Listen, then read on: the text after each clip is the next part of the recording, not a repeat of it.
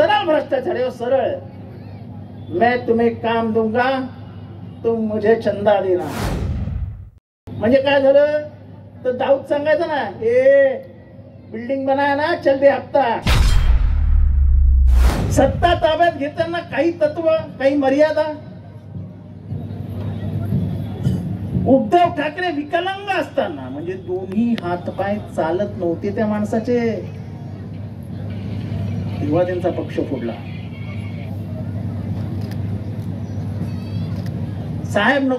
साहेबांवरती तर जबरदस्तीच करत होते, तुम्ही राजीनामा द्या, तुम्ही राजीनामा द्या, तुम्ही राजीनामा द्या। आणि मला अभिमान वाटतो की आम्ही 2 जण होतो जे त्यांना सांगत होतो अजिबात द्यायचं नाही। आपण 2 जण असले तरी रलवू, पण महाराष्ट्रातली जनता आपल्या बरोबर उभं राहील। कारण का सूर्याजी पिसाळला महाराष्ट्राने कधीच सन्मान दिला नाही। सूर्याजी पिसाळ, खंडोजी खोपडे यांनी महाराजांबरोबर केलेली गद्दारी आजही महाराष्ट्र विसरलेला नाही। आणि म्हणून कोकणवासियांनो, ही सूर्याजी पिसाळची जी औलाद महाराष्ट्रात निर्माण झाली आहे, ही खंडोजी खोपडेच्या नावाने जी औलाद निर्माण झाली आहे, त्यांना कायमचं संपवलं पाहिजे, कायमचं संपवलं पाहिजे। रायगड मधनं किती जण आले? रायगड मधनं उच्च न्यायालयाने जर हस्तक्षेप केला नसता तर ती गोची उघडकीला आलीच नसती। सरळ भ्रष्टाचार है, सरळ। मैं तुम्हें काम दूंगा, तुम मुझे चंदा देना। म्हणजे काय झालं तर दाऊद सांगायचं ना, ए बिल्डिंग बनाया ना, चल दे हप्ता। हप्ता द्यायचा। तेच या सरकारने केलं। ठेवल्या कानशिलावरती बंदुकान, घेतलं पैसे काढून आणि त्याला नाव दिलं इलेक्टोरल बॉन्ड्स आणि सांगितलं हे जनतेला आम्ही सांगणार नाही, हे गुपित आहे। सर्वोच्च न्यायालयाने विचारलं रे जनतेपासून लपवण्यासारखं आहे काय याच्यात? कळू दे तरी जनतेला याचं आहे काय? कळलं जनतेला। 100 रुपयापैकी 95 रुपये बीजेपीलाच गेले होते। तो तुमचा रायगडचा उमेदवार आहे सुनील तटकरे। कायम त्या अजित पवारांच्या कानात जाऊन सांगायचं, कायम त्या अजित पवारांच्या कानात जाऊन सांगायचं। काय दिलं ना अजित पवार, शरद पवारांनी त्याला? नेते होते ते आमचे, पण असं सत्य सांगण्याची वेळ येते आमच्यावर। ते स्वतः आमदार, मंत्री, पोरगी आमदार, पोरगा आमदार, पुतणे आमदार, भाऊ आमदार, 5 पद एका घरात दिलेला महाराष्ट्रातलं एक घराणं सांगा। आणि तरी तुम्ही विचारता शरद पवारांनी आम्हाला काय दिलं? 4 वेळा उपमुख्यमंत्री केला अजित पवारांना, तरी विचारतात मला काय दिलं? आणि मी माझ्या कर्तृत्वावर केलं। शरद पवारांचं नाव नसतं तर असे अजित पवार अनेक महाराष्ट्राच्या गल्लीबोळात फिरत असतात। मी स्वतः सांगतो, मला का महाराष्ट्र ओळखतो किंवा का माझी लोक ओळखतात मला? शरद पवार का आदमी आहे। आणि मी कधीच नाकारत नाही की मी इथे पोहोचलो इथे एकाच माणसामुळे, ते शरद पवार आणि माझी आई। तर मी जर शरद पवारांना विसरलो तर माझ्या एवढा कृतज्ञ कोण नाही? काय उत्तर देणार समाजाला जाऊन?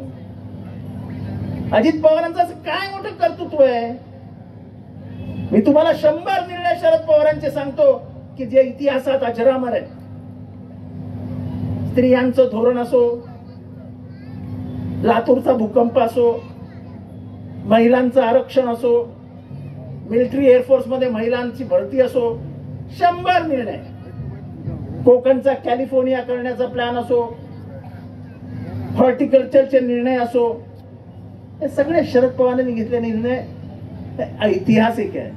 निर्णय सांगा अजित पवारांचा जो महाराष्ट्र विसरणार नाही। फक्त धरण्यात मुतण्याचा निर्णय जो होता तेवढाच जो काही लोकांच्या लक्षात राहील तेव्हाच, बाकी तर एकही लक्षात राहणार नाही। कायम दुसऱ्यावरती खेकसून अरे तुझ्या काय घरचं घेऊन खाल्ले की काय आम्ही? आपलेपणा म्हणजे त्या काकामध्ये काय गुण आहे तो? म्हणजे आता समोरचा माणूस गेला की नुसतं साहेब बोलायला लागला की तो पागळतो आणि बाहेर येऊन सांगतो साहेब काय बोलले हो माझ्याशी 2 मिनिटं।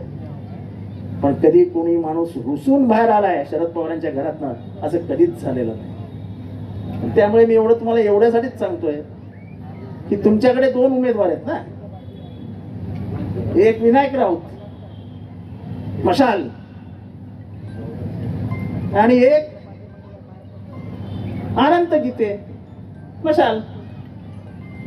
दोन्ही मशाली पेटवा आणि गद्दारांना जाळून टाका एवढंच सांगण्यासाठी मी इथे आलेलो आहे. मी राजकीय माणूस आहे.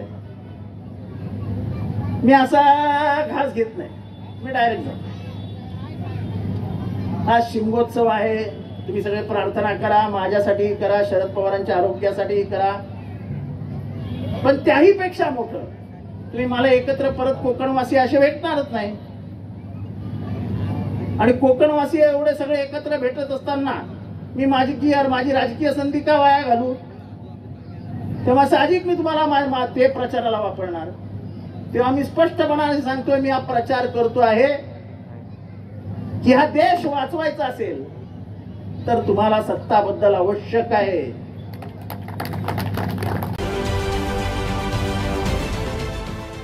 देश विदेशातील प्रत्येक घडामोडींचे लाईव्ह अपडेट मिळवण्यासाठी आता साम टीव्हीच्या सर्व सोशल मीडिया प्लॅटफॉर्मला लाईक, फॉलो आणि सबस्क्राईब करा.